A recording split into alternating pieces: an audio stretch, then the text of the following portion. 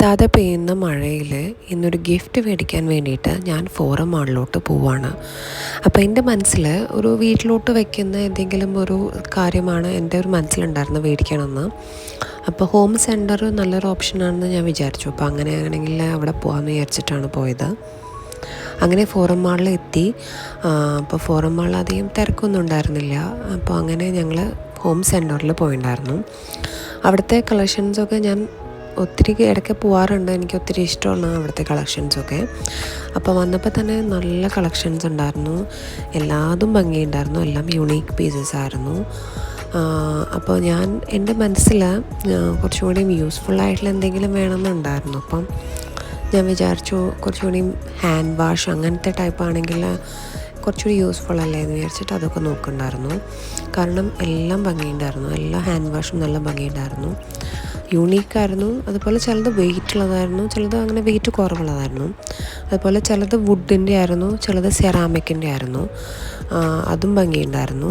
ഞാനിങ്ങനെ ഓരോന്നെടുത്ത് അതിങ്ങനെ തൊട്ട് നോക്കി അതെനിക്ക് ഇഷ്ടപ്പെട്ടെന്ന് എല്ലാം ഞാനിങ്ങനെ നോക്കുന്നുണ്ടായിരുന്നു. കാരണം എല്ലാം യൂണീക്ക് പീസസ് ആയതുകൊണ്ട് അത് നോക്കാനൊക്കെ വളരെ ഇൻട്രസ്റ്റിംഗ് ആയിരുന്നു കേട്ടോ. നിങ്ങൾക്കും ഇങ്ങനത്തെ ഹോം ഡെക്കറിങ് കാര്യങ്ങളൊക്കെ ഇഷ്ടമാണെങ്കിൽ ഒന്ന് കമൻറ്റ് ചെയ്യണേ. എനിക്ക് തോന്നുന്നത് ഇതിൻ്റെ റേഞ്ച് സ്റ്റാർട്ട് ചെയ്യുന്നത് ഒരു 400 റേഞ്ചിലാണ് ഇതിൻ്റെ സ്റ്റാർട്ടിങ്. പക്ഷേ 1500 വരെ ഉള്ള റേഞ്ച് ഉണ്ടായിരുന്നു. സെറ്റൊക്കെ ആയിട്ട് മേടിക്കുകയാണെങ്കിൽ ഏകദേശം എനിക്ക് തോന്നുന്നു 1500 ഒക്കെ അടുത്തുണ്ടായിരുന്നു.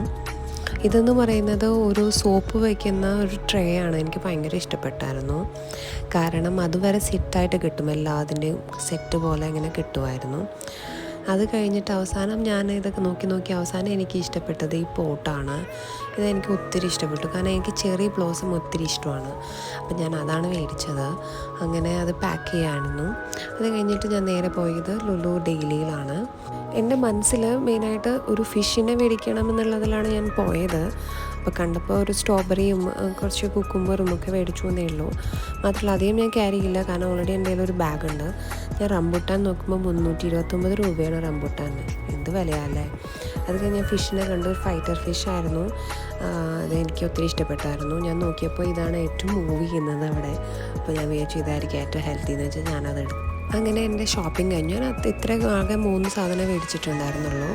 അങ്ങനെ എൻ്റെ ഷോപ്പിംഗ് കഴിഞ്ഞിട്ട് ഞാൻ ഊബർ വിളിച്ച് വീട്ടിലോട്ട് പോയി.